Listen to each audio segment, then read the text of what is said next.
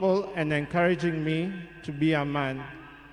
I will deeply miss our family moments, our laughter, our conversation. I will miss watching Arsenal with you. I miss make Arsenal.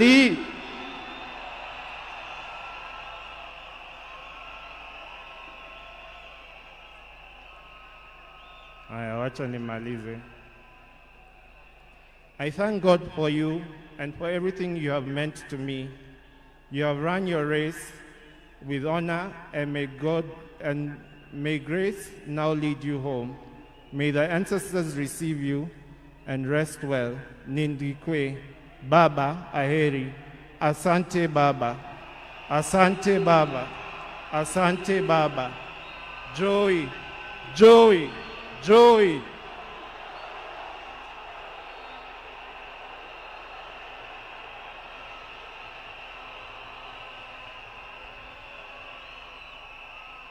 Wacha nimkaribishe dadangu Honorable Winnie Odinga. Karibu Winnie.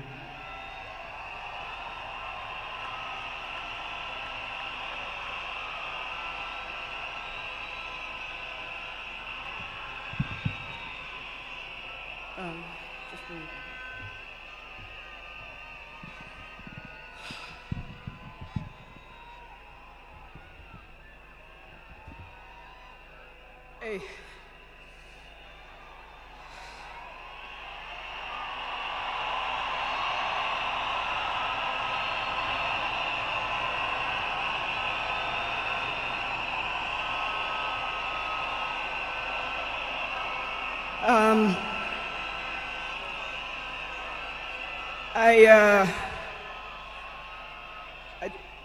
To fellow mourners and all protocols observed, I don't know who I'll miss more, my dad or my superhero. I've been the luckiest girl in the world because you are my dad. Only 3 other human beings were as lucky as me: Fidel, Rosie, and Junior. Dad, you are light, steady, unyielding, and deeply human. To the world, you are known by many names. When you were growing up, they used to call you Aluo. And then when you started work, they started calling you Jaramogi's son. And at some point, they started to call you Tinga.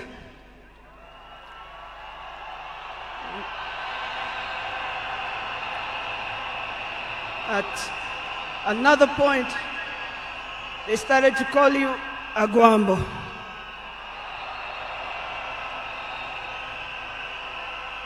Briefly there, they called you Nyundo. They called you Jacom. They called you Baba Fidel. But in the end, they called you Baba.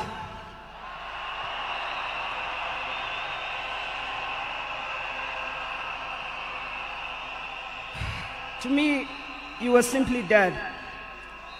A man whose presence froze rooms around the world. Our home was the Vitendawili testing ground, filled with trivia, quizzes that challenged the 4 of us, in a good way sometimes. When I learned that you willed to be buried in 72 hours, I laughed.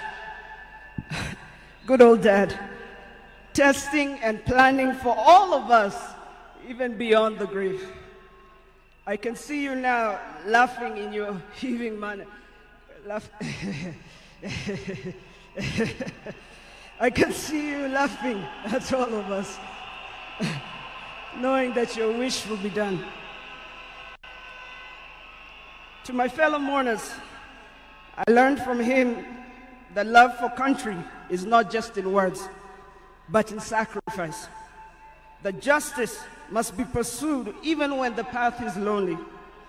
The true leadership is service and not power. Millions of you are in despair. But take heart, because he left a plan for you too. He led all of us, he taught us, he carried us. We know what he expects from us. We shall rise together in his honor. I watched him at his best. I watched him fall and rise again, each time with grace, forgiveness, and hope. At home, he was gentle and humorous. He loved storytelling, music. I think you know the favorite song. Down the bay, the mountain top, where the sun shines on a mountain top. I took a trip on a sailing ship, and when I reached India, I made a stop. But I'm sad to say I'm on my way. Won't be back for many a day. My heart is down, my world is turning around. I had to leave a little girl in Bondo town. Dad loved his grandchildren. Safi, Fidel's son Alai, Junior's son Lion, Sanai, and Jaramogi. He loved you with all his heart. Even in the busiest moments of national duty, he would send me to check on all of you. I now know it was to remind us to stay grounded, for me to teach you how to dream boldly, and to always stand firm for what is right. Today, as we celebrate his life, I choose to remember not only the leader the world knew, but the father I loved with every fiber of my being. The biggest part of me died on the 15th of October, 2025. But the spirit of the lion roars on forever. Fellow mourners, I was with him in India when he took his last breath. He died in my arms. But he did not die like people have been saying on social media. Every day he was waking up and walking. And every day he would do 1 round. The next day he would push 2 rounds. That morning he pushed to 5 rounds. He died strong, when with dignity and with pride. And you must be proud of that. You all must also walk with your heads held high and walk strong and proud that he left as a gentleman.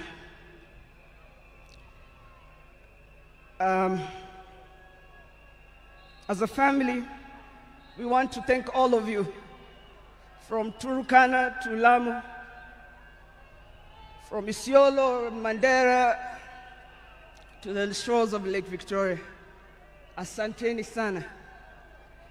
The king is dead, but long live the crown. Joey! Joey! Joey! Joey! Rest in peace, Dad. Asante.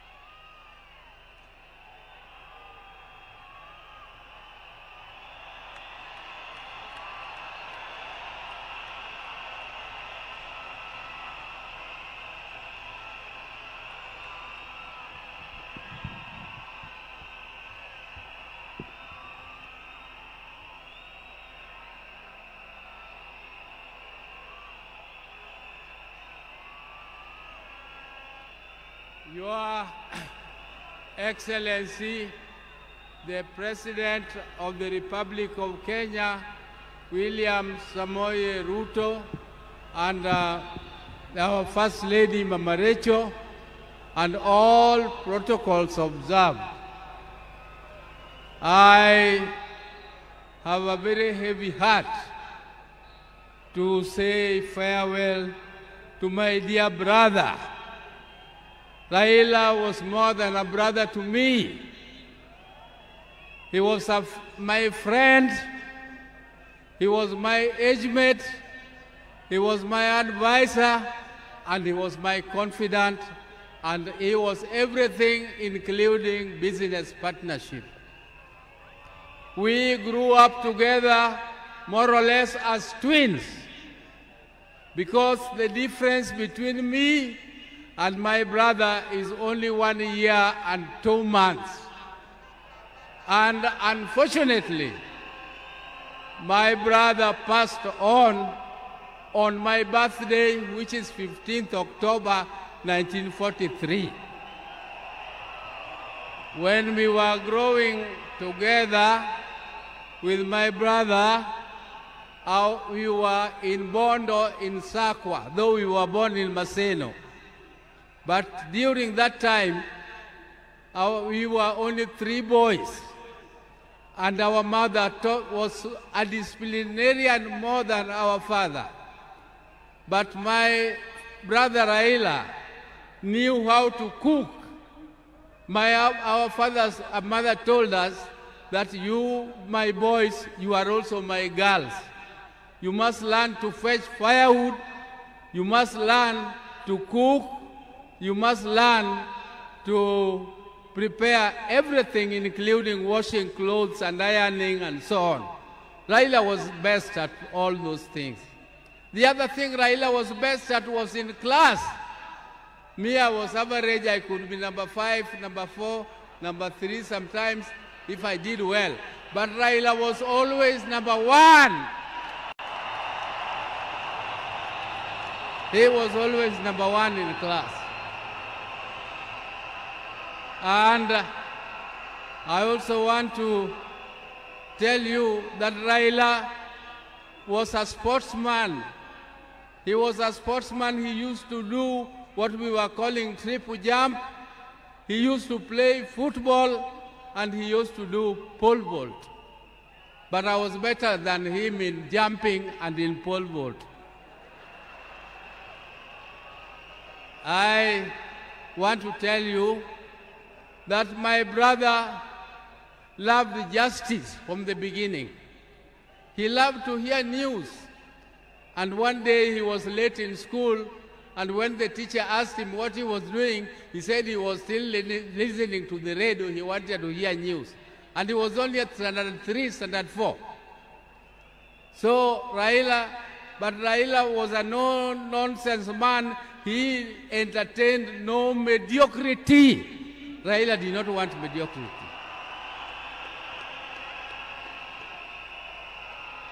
If you came across him with lies or something mediocre, his left hand was very fast. He could give you something to teach you a lesson that you must always be truthful. He protected me and my brother, the later Gola, because he was more brave in confronting anybody who attacked us. Ladies and gentlemen, I can tell you the story of Raila the whole day, but that is not my intention today. My intention is to tell you that even though my brother was almost the same age as me, but younger than me, I can tell you that I respected him as my leader in the political arena.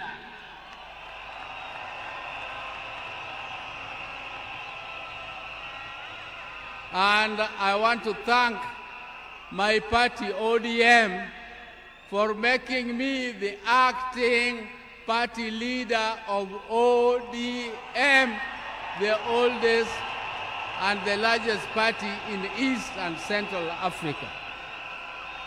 I will take that mantle with vigor, and I must assure you, my colleagues, that I will not disappoint. Even though the shoes of Raila are too big to be filled. But I just want to try my best. I want to try my best. But now I would like to inform you that I'm also with my wife. My wives, I am a general. I have two of them. If I don't introduce them to you, they might feel jealous and refuse to give me food. There's my elder wife, Dr. Ann Ayo Oburu, is here. And come. This is the lady who took me out of boyhood. She is a doctor, she is a pediatrician, and she is the one with whom we grew together. But I thought that now, at my age, I don't want her to scratch me, I don't want her to massage me, so I brought her helper, Judith Oburu. Judith Oburu.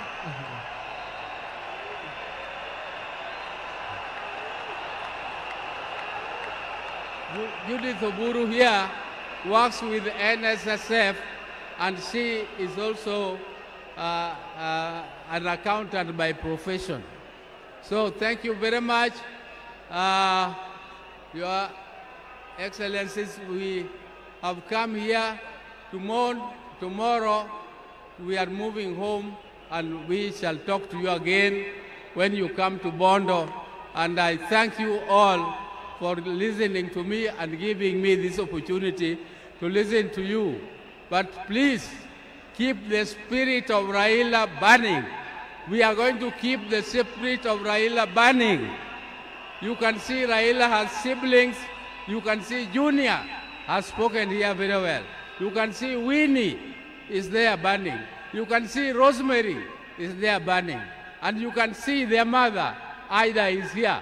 Ida, please keep the family together and make sure that the fire of Raila keeps burning forever and forever more. Thank you for listening to me. Oh, let me leave on. Asante, my brother, rest in peace. My brother, rest in peace. Greet for us, my dad, Jaramogi Oginga Odinga. Greet for us, our mama. Greet for us, our mother, Mama Mary Oginga. Greet for us, our father, Jaramogi Oginga Odinga. Greet for us, all our brothers, Agola, Osewe, and Odima, who left before us. And greet for us, all of them. And I'm sure God the Almighty is going to welcome you with his hands there, because you were magnanimous, you loved God, and you loved people. That is what God also expected of you, and you have done your best. Rest, my brother. Rest in peace. Rest in peace, my brother. Thank you.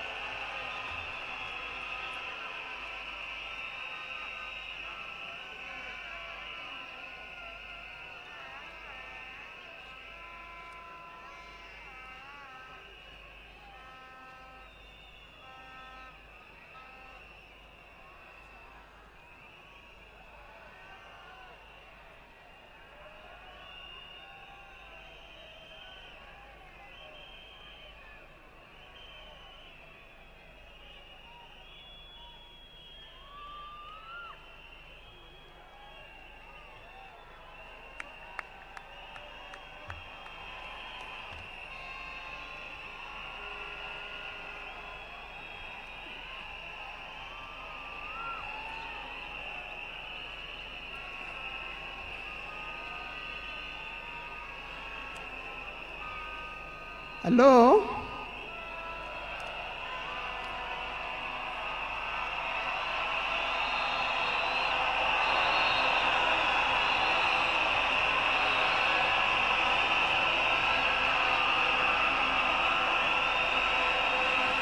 Thank you.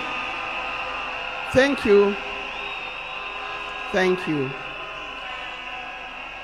To His Excellency, the President of the Republic of Kenya, His Excellency William Samoei Ruto, and Her Excellency Lady Rachel Ruto, the former President, President Uhuru Kenyatta,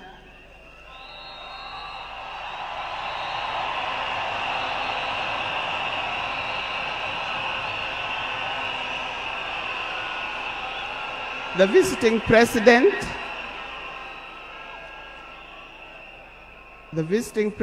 past and present, the deputy presidents, all distinguished guests, ladies and gentlemen, and watu wetu wa Kenya kwa jumla, hamjambo. Today is a very unique day. It is not every day that I would be standing here to say something to the nation and to the world about my dear husband, Raila Amolo Odinga.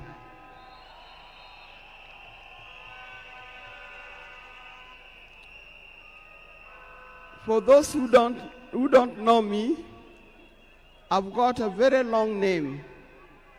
They call me Canon Dr. Ida Betty Odinga EST. Now, these names don't just come like that, but they are names that are given. I cannot forget the name that the public has given me, called Min Pin.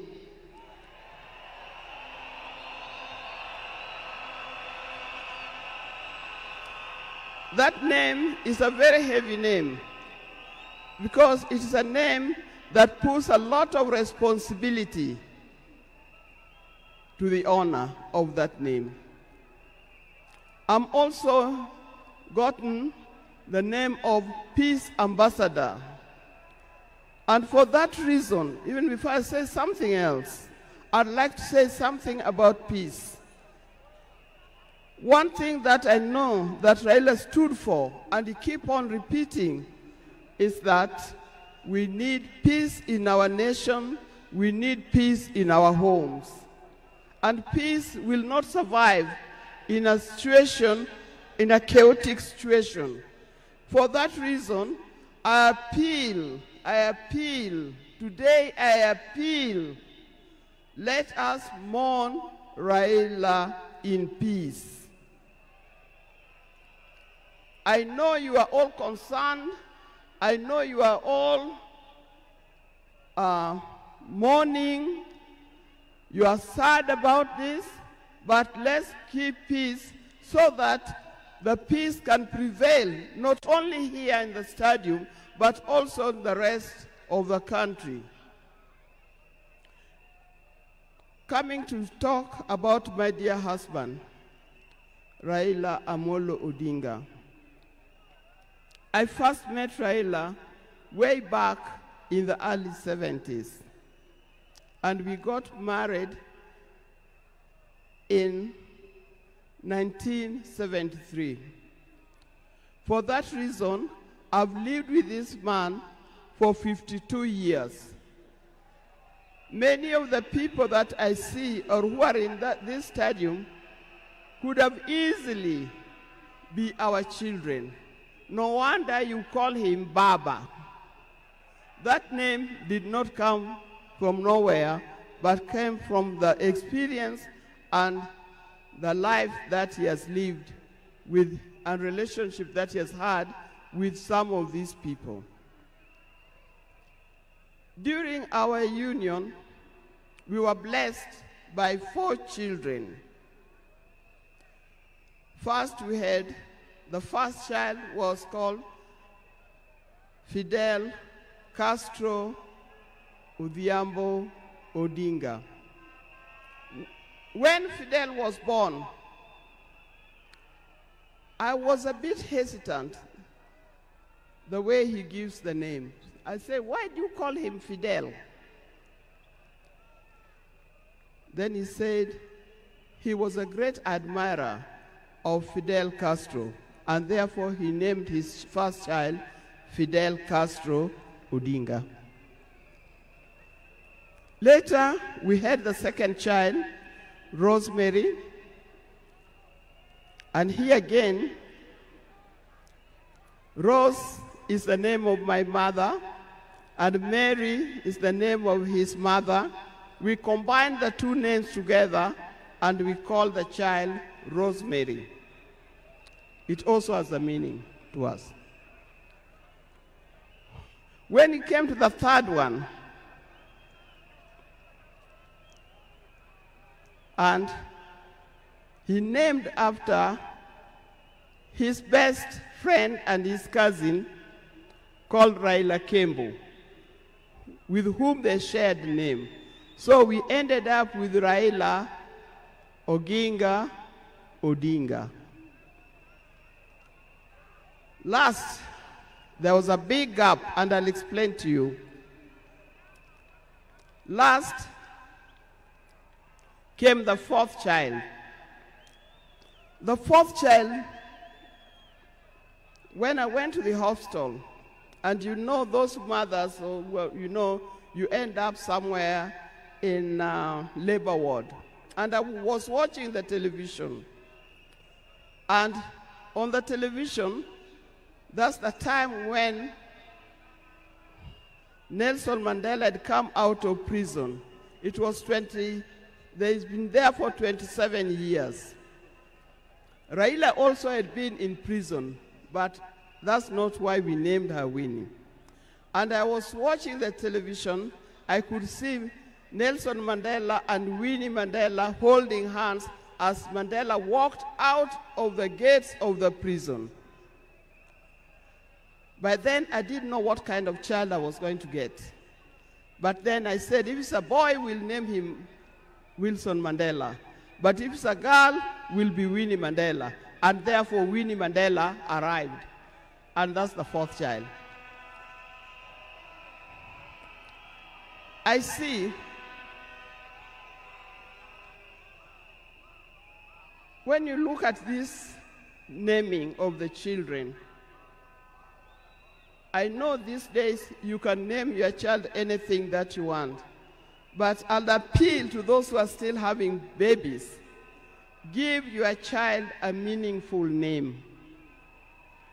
Because you name them people you never saw, you never heard of, simply because it saw the name written somewhere.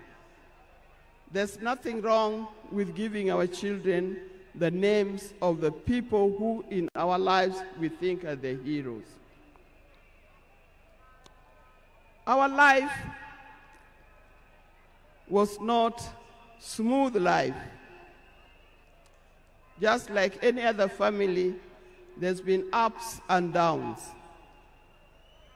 But as we continue living together, we've learned how to cope because we all have weaknesses and strengths. We learned to talk straight to one another. We learned to speak the truth, and we learned to forgive and move on. Now that forgiving spirit was not only in the home, but is something that he has spread to the Kenyan. You've seen how many times he has tried in the elections, but that forgiveness is paramount. So please don't carry grudges from one generation to another and from one group to another. We are all Kenyans. We are all Kenyans. We are sisters and brothers. We must learn to forgive easily and build together Kenya.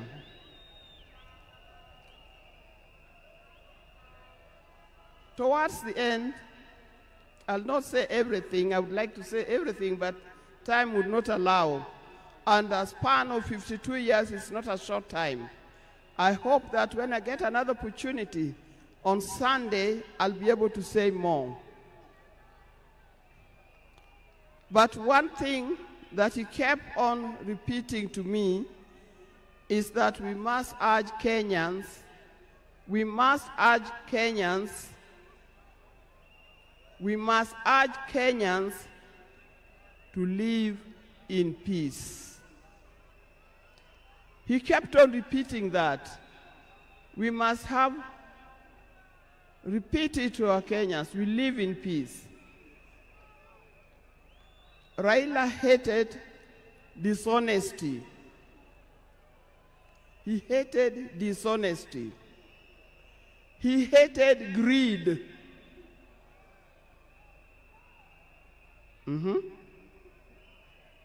The greed that have affected the main fabric of our society.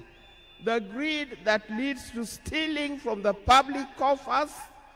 The greed that leads to corruptions. That's the kind of thing that Raila would not have liked to see. So, you people, you Kenyans, I'll tell you more. But I thank you. I thank you, those who have come and those who are watching us from other places. I thank you for standing with this family. I thank you for being here for us. And I thank you for helping us to mourn Raila. May his soul lie in eternal peace. And for the people of Kenya, I wish you well, thank you, and may God bless you. Thank you.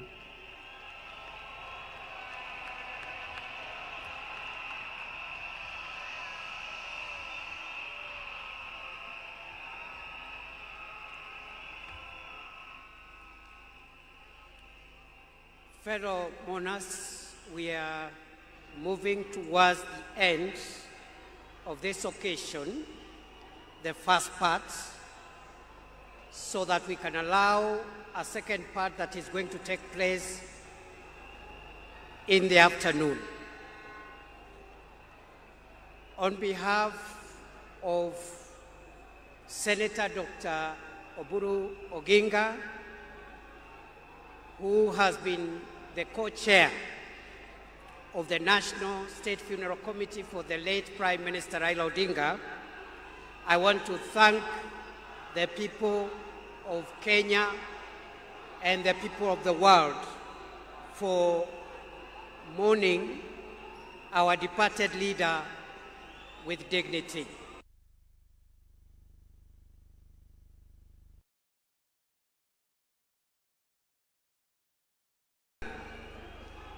I have spoken in two capacities. First, as a member of the family, and secondly, in Kenya. He was a regional leader, he was a continental leader, and he was a global leader. And that is why you see the kind of dignitaries that are present here, whom we recognize for their presence. But we have also received formal condolences from global leaders from around the world. Allow me, mourners, to acknowledge those condolences from heads of state and government of foreign nations. We have the condolences of the President of Tanzania, Samia Suluhu Hassan, who has sent formal condolences and has sent her Vice President, who is present, the Foreign Minister of Tanzania, who is present, but we acknowledge the formal condolences from President Samia Suluhu Hassan from Tanzania. The Tanzanian delegation is also joined by the 4th President of Tanzania, the Honorable Jakaya Kikwete. We also have condolences from President Yoweri Kaguta Museveni, the President of Uganda. We have the condolences of President Paul Kagame of Rwanda. And President Kagame, in addition to the condolences, has sent the Interior Minister of Rwanda, who is present here, to represent President Kagame. The President of Somalia, President of the Federal Republic of Somalia, I think has arrived after we had received his condolences, and maybe the President will acknowledge him. The Prime Minister of Ethiopia also sent his condolences. The President of Djibouti, Ismail Omar Gele, has also sent his condolences. The President of the Republic of Zambia, His Excellency Hakainde Hichilema, has also sent his condolences. The President of the Federal Republic of Nigeria, His Excellency Bola Ahmed Tinubu. The President of the Republic of Ghana, His Excellency John Mahama. The President of the Republic of Burundi, His Excellency Evariste Ndayishimiye. The President of the Republic of Sierra Leone, His Excellency Julius Maada Wonie Bio. The President of the Republic of Zimbabwe, His Excellency Emerson Mnangagwa. The President of the Republic of the Gambia, President Adama Barrow. The President of the Republic of South Africa, His Excellency Matamela Cyril Ramaphosa. The Prime Minister of India, His Excellency Narendra Modi. The President of the Democratic Republic of Congo, His Excellency Felix Tshisekedi. We also are in receipt of the formal condolences of the following global leaders whom I want to mention and acknowledge. The Secretary General of the United Nations, His Excellency Antonio Guterres. The Chairperson of the African Union Commission, His Excellency Mahmoud Ali Yusuf. The Head of the European Union Delegation to Kenya. We also have the condolences of the Under-Secretary General and the Executive Secretary of the United Nations Economic Commission for Africa, the Director General of the World Health Organization, Tedros Ghebreyesus, the Assistant Secretary General of the Commonwealth of Nations, the Executive Secretary of the Intergovernmental Authority on Development, Dr. Wokne Nyayo, the Secretary General of the East African Community, Veronica Nduva. And finally, I want to acknowledge also the condolences that we have received from the following. Senator James Rich, who is the chairperson of the United States of America Senate Committee on Foreign Relations, from the United Kingdom of Great Britain and Northern Ireland, we have the apologies of the Minister for International Development and Africa, Jane Chapman. Condolences from Italy through the head of mission, through the deputy head of mission of the Italian Embassy, the High Commissioner of Australia, the High Commissioner of Canada, the Ambassador of the Russian Federation, the Ambassador of the People's Republic of China, the Ambassador of the Czech Republic, the Ambassador of Switzerland, and the Ambassador of the Federal Republic of Germany. Ladies and gentlemen, we now would like to hear the condolences and the remarks from two other speakers.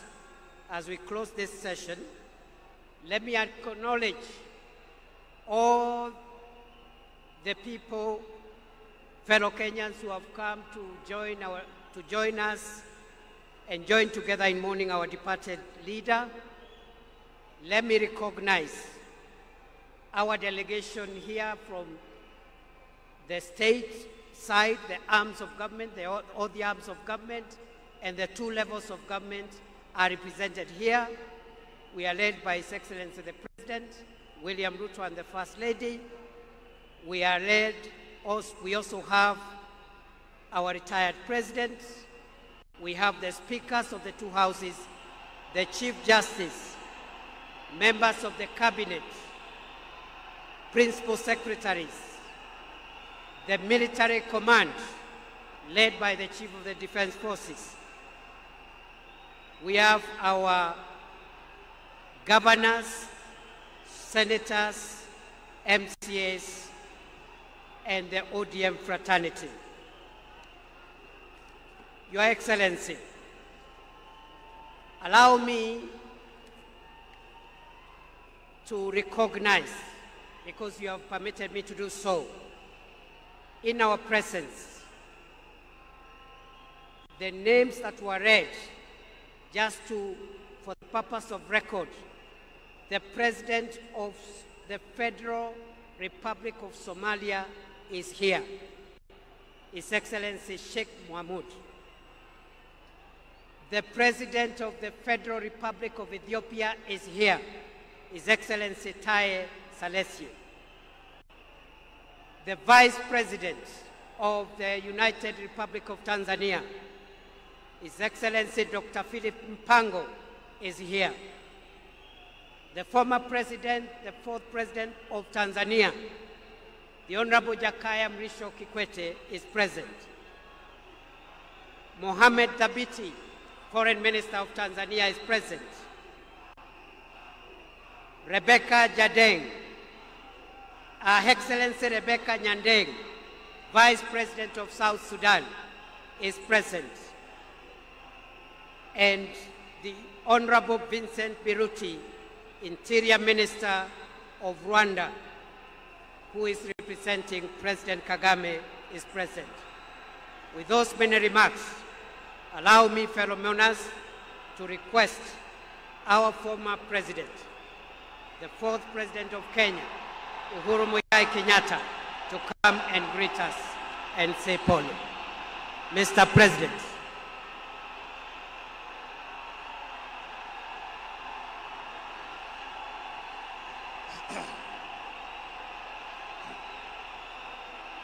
Asanteni sana.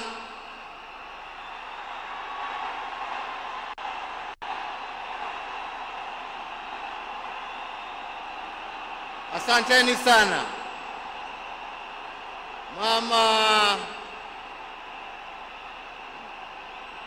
Mama Aida Odinga, Rosemary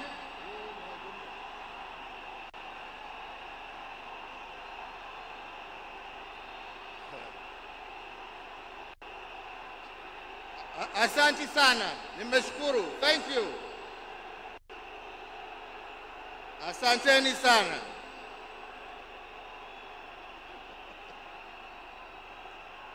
Asanteni, asanteni.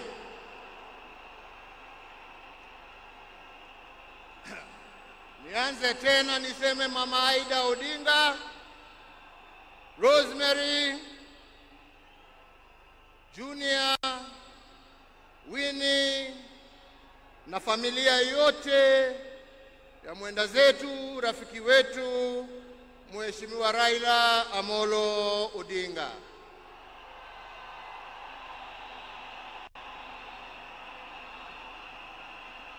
Mheshimiwa Rais wa Jamhuri ya Kenya, Mheshimiwa William Samoei Ruto na First Lady Mama Rachel Ruto, viongozi wa nchi za kigeni na majirani ambao wametutembelea kuja kuomboleza na sisi, waombolezaji wenzangu, hamjambo? Hamjambo tena. Asanteni sana. Tuko hapa pamoja kama Wakenya kusherehekea maisha ya Mkenya mwenzetu, kiongozi, rafiki yangu, lakini mimi nilimpenda kama ndugu yangu.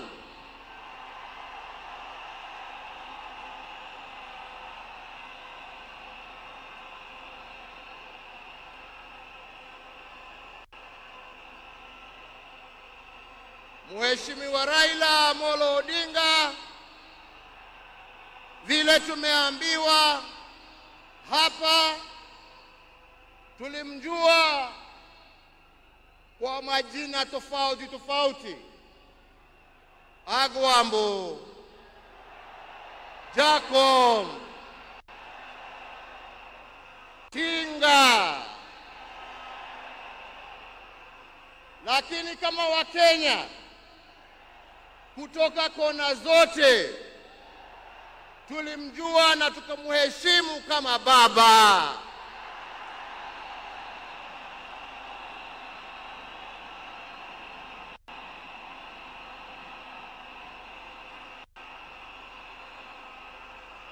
Na tulimuita baba kwa sababu Mheshimiwa Raila Amolo Odinga alipenda nchi yake Kenya kuliko kitu kingine chochote.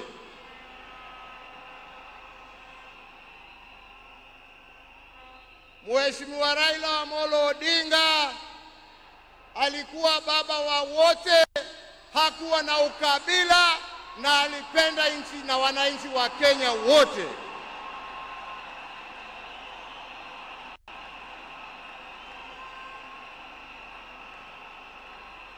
Na testimony hiyo yaoneshwa na marafiki tofauti tofauti ambao ukienda kumtembelea kwake nyumbani ulikuwa unawakuta huko. Marafiki kutoka kila kona ya taifa letu la Kenya. Raila alikupenda kwa sababu ya maono yako, alikupenda kwa sababu ya fikira zako, alikupenda kwa sababu ya vitendo yako, lakini sio kwa sababu ya rangi yako ama kabila lako.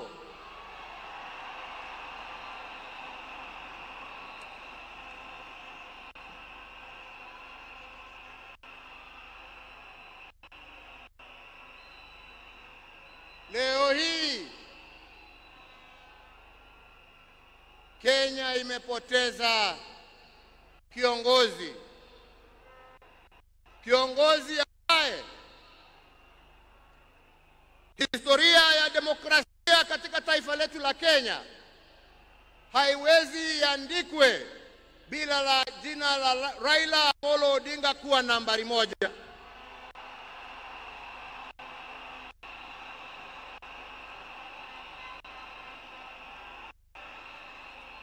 Historia ya Kenya ya kutetea haki za kibinadamu na haki za wananchi wote haiwezi iandikwe bila ya jina ya Raila Amolo Odinga kuwa nambari 1.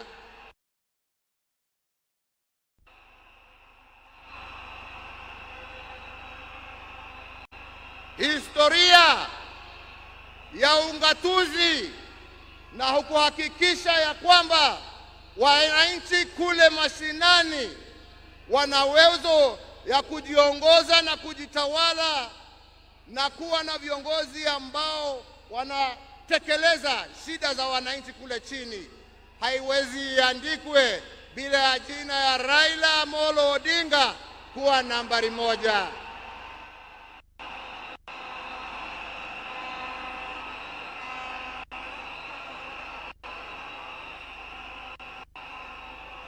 In short, nasema vipi?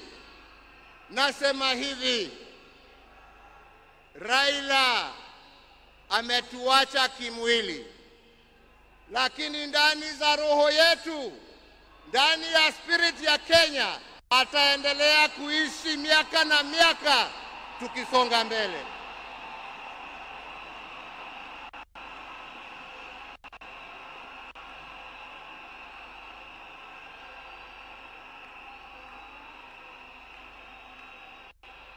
Wenzetu, Raila alipenda amani. Raila alipenda umoja wa taifa letu. Raila alifurahia akiona Wakenya wakiungana, wakishirikiana, wakijenga taifa lao pamoja. Raila alikuwa mtetezi wa haki ya kila mtu. Pahali ambapo alikuwa anaona hakuna haki, Raila ndio alikuwa wa mbele hapo kuhakikisha ya kwamba haki zimepatikana. Na wenzangu,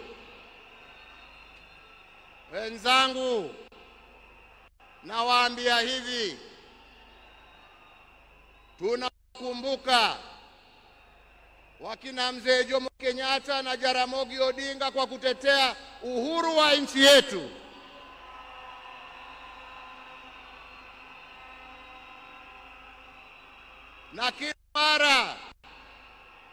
Na kila mara tukiimba wimbo wa taifa, tunasema tunatalinda uhuru wetu na damu yetu na jasho yetu. Leo hii tukiwa tunaaga baba yetu Raila Amolo Odinga, nataka pia tujiape ya kwamba hatutakubali kama Wakenya haki za kibinadamu, demokrasia na mambo yale yote ambayo Raila alitetea, hatutakubali yarudi nyuma.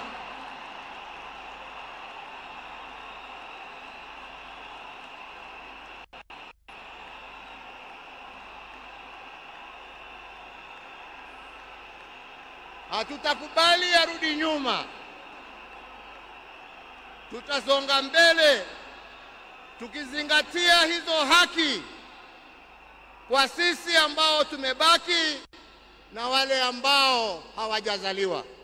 Hivyo ndivyo ndugu yetu angependa kuona, na hiyo ndio njia ya kuona legacy yake kama kiongozi wa taifa letu. Wenzetu, sio siku ya mambo mingi. Nimekuja kuomboleza rafiki na ndugu, lakini siwezi nimalizie nisiposema ya kwamba hata kama leo tuna huzuni na tunaomboleza,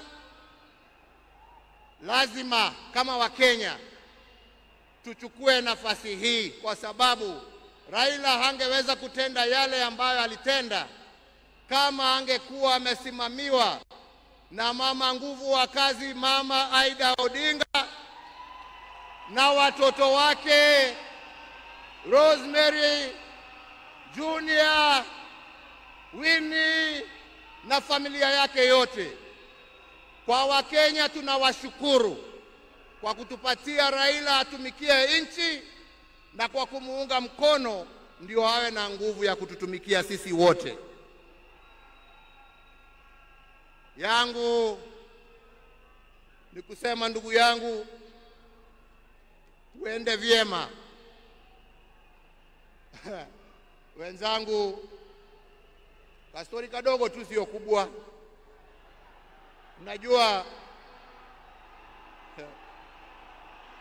Unajua saa ingine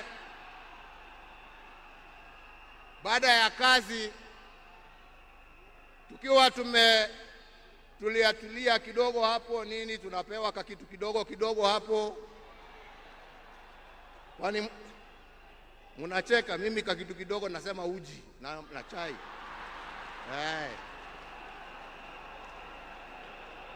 Lakini wakati tulikuwa tunapiga gumzo,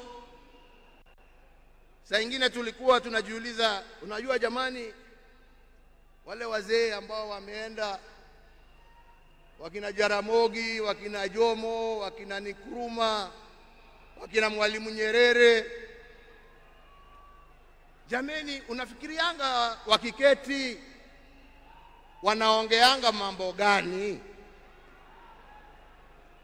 Mimi nilikuwa nasema unajua wanaongea siasa kama sisi, wanatuangalia tu na mambo hii yetu ya upuzi hapo, wanatuchekelea.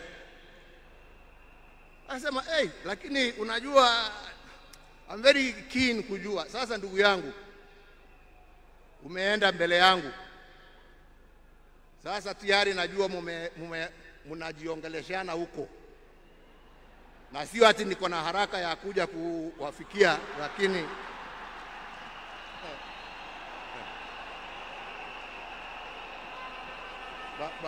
bado tunataka tutulie kidogo. Mwenyezi Mungu atusaidie, lakini najua wakati wetu tukifika utakuwa hapo kutuambia njia ya kutembea hizo mabarabara za huko.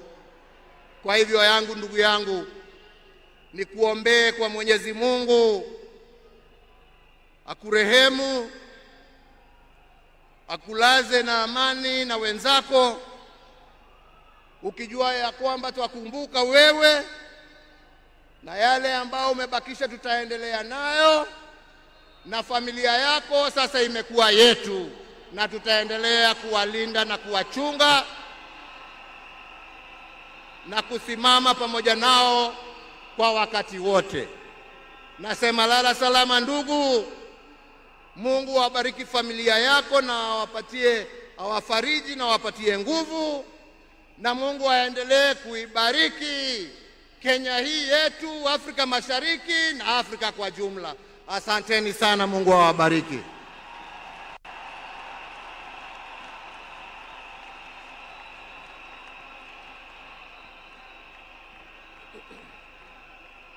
Thank you very much, Mr. President. Kwa sasa nilisahau kidogo kutambua uwepo wa mkuu wa mawaziri Musalia Mudavadi, jaji mkuu Martha Koome, na aliyekuwa makamu wa rais wa zamani Stephen Kalonzo Musyoka, hata yeye yako area. After the end of this ceremony, the security agencies led by the Kenya Defence Forces will make announcements through the military MC on the procedure that is going to be followed, because immediately after this, we want mourners who have come to pay their final respects to our departed leader to have as much time as possible in an orderly manner, in a dignified manner, to view the body of our leader. And we want that exercise to begin as soon as possible, but we want to appeal for order, for calm. We have enough time. We are not in a hurry. Everybody who has come here today for that reason, will get a chance. As a committee that has been working on this, we want everything to go right. So please, our military, our security agencies will help us coordinate that so that we have security in the stadium as we pay our respects to our departed leader. Before we do that, allow me, ladies and gentlemen, now to invite the President of Kenya, His Excellency William Samoei Ruto, to come and address us. Mr. President, sir.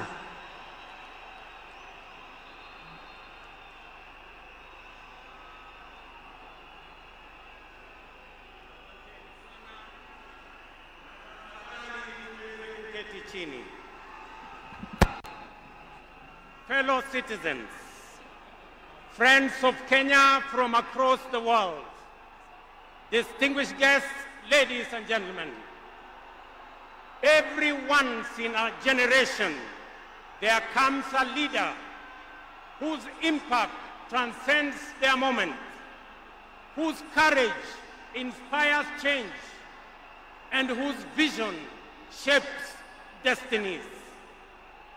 My brother, Raila Amolo Odinga, was one such leader.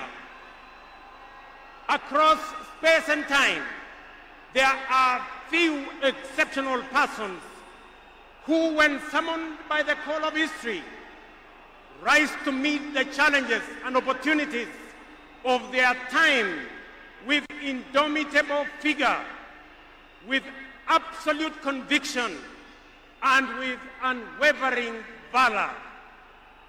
The Right Honorable Raila Amolo Odinga, Ward Mary, Ward Nyar Alego, Agwambo, Tinga, Jacom, Enigma, Ward Ping, Baba, the man in whose honor we gather here today belongs to that rare, irreplaceable breed of human beings. My dear brother Raila Amolo Odinga, as we bid you farewell, we do so with the deepest gratitude as a nation and as a people. We grieve your loss. We celebrate your 80 years of presence and also salute you for the great statesman and patriot that you were. To Mama Ida and your children, Rosemary, Raila Jr., and Winnie, as well as the larger Odinga family, led by our elder brother, Senator Dr. Oburu Odinga, please accept the nation's most heartfelt condolences on this immense loss. Kenya stands with you in this moment of sorrow.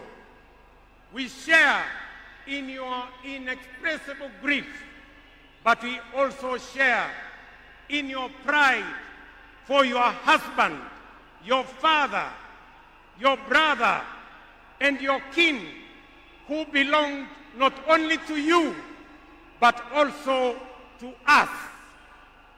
Thank you for sharing him so generously with us as families and as a nation. Amolo may no longer walk with us, but his spirit lives within every Kenyan and every African. Such was the depth of his influence and impact that even in his absence, his presence endures.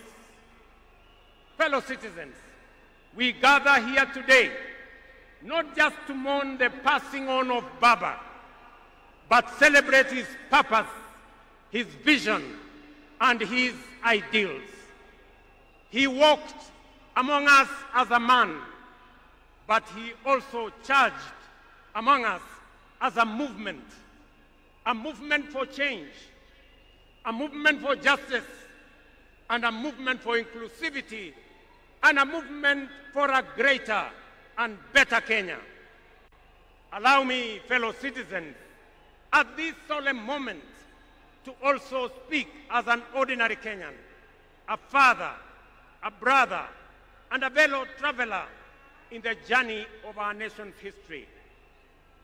I have come a very long way with Baba.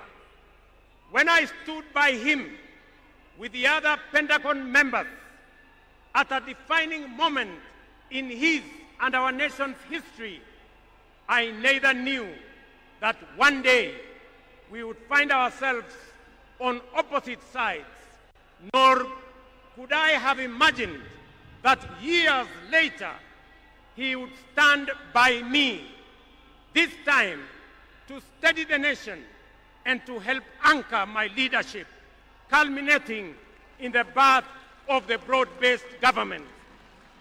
To you, Baba, I owe you, and I am truly and eternally grateful that our paths crossed and that we shared this journey together.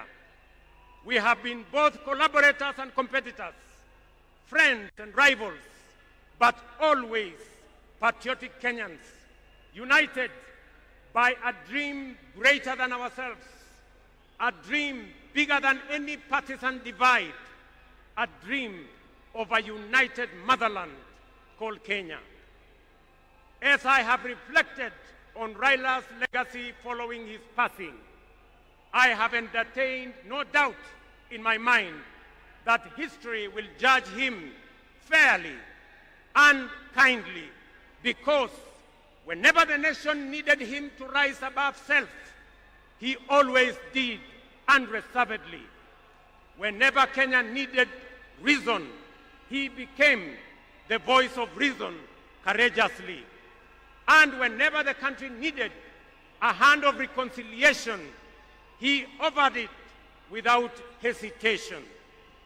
Perhaps one of the greatest lessons he taught us was this: in the noble task of statecraft and nation building, there is room for all of us, competitors and collaborators, rivals and allies, bound together by one higher purpose, the greater good of our republic. Fellow citizens, those who worked closely with the Honorable Raila Amolo Odinga know that he was irrevocably stubborn in his vision for a just, prosperous, and united Kenya, a nation where opportunity belonged to all and justice favors none. In Tinga, Kenya found a reformer, a moral compass, a reconciler. He proved that progress demands both courage and patience, that we must be stubborn on the vision, but agile on the details, adjusting our means, our plans, and our strategies, but never compromising our mission. The gentleman we are bidding farewell today gave more to this country than most will ever. He endured years of imprisonment, exile, and political struggle for not the privilege of power, but for the principle of service. He bore the scars of his struggles with dignity and calm poise, and turned pain and suffering into purpose.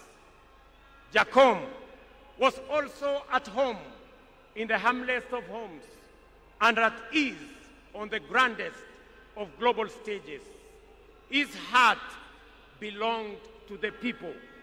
He shared in their pain, rejoiced in their victories, and never lost faith in the people's goodness. Fellow monarchs, one of the Honorable Raila Odinga's favorite songs was Jamaica, Farewell by Harry Belafonte, a melody of longing and gentle sorrow. He often broke into a dance and with a big smile sang, "Round the Bay of Mexico, where the sun shines daily on the mountain.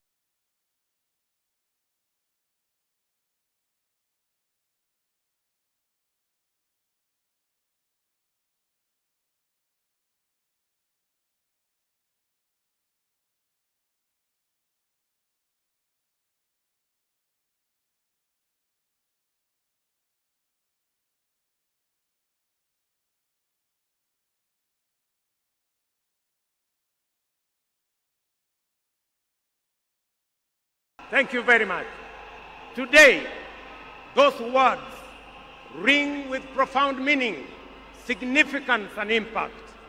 Our elder statesman, the Honorable Raila, is sailing on a ship, not to Jamaica, but to home beyond. He will not be back with us for many a day. He leaves behind many little girls and boys, not in Kingstown, but here in Nairobi, in Kisumu, in Mandera, in Vihiga, in Mombasa, in Kakamega, in Wajir, and in every village and valley across our land. Baba has finished his race. He has kept the faith.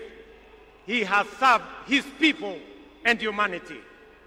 It is our solemn prayer to the Almighty God that the soil of the land which Honorable Raila so tirelessly served shall embrace him with grace, that the nation he sacrificed for shall eternally cherish his memory, and that the people for whom he fought for shall carry his dream forward. Ladies and gentlemen, fellow citizens, when a man of the stature of Baba, a towering patriot, a relentless reformer, a visionary statesman, and a selfless servant of the people departs from among us, when a mighty bongo tree falls among us, we are left in awe of a life so immense in purpose and impact. And in that quiet moment of both boundless gratitude and unfathomable grief, we are rightly bound to ask, from where shall another like him rise? Ladies and gentlemen, there was and there can only be one Raila Amolo Odinga, a man of great courage, a man that made sacrifices, and a man who had a big heart to forgive even when he was wrong. May the Almighty God comfort his family, and may the soul of the Right Honorable Raila Amolo Odinga rest in eternal peace. Asanteni sana, na Mungu atubariki sisi zote, and God bless our great nation. Thank you very much, and I want to thank all the dignitaries who have come to condole with us. Asanteni sana, tutawaona mbele katika safari ya kumpumzisha huyu shujaa kiongozi wetu Raila Amolo Odinga. Asanteni.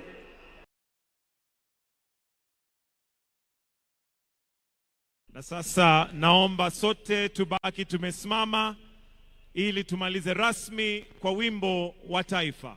Wimbo wa taifa.